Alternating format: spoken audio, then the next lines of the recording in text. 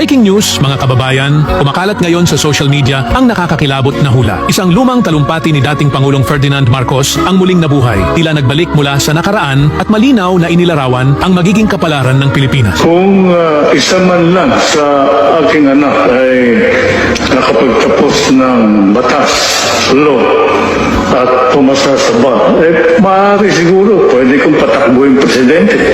May advantage ka kasi pag ikaw ay nagtapos ng batas, law graduate, abogado, ay kung wala kang natapos, paano mong bibigyan ng solusyon ng problema ng bansa? Nakakahiya ka. Pabaksak ang Pilipinas. Kung ang isang tao ay ayaw makipagdebate sa kampanya, ibig sabihin, wala siyang plataforma.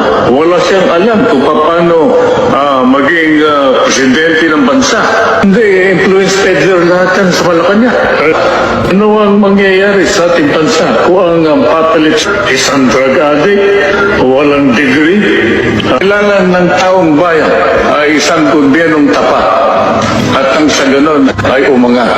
Anong silbi ng pagkakaisa kung ang iboboto naman ninyo ay ang mga nagkakaisang magnanakaw? Ay kayo bahala.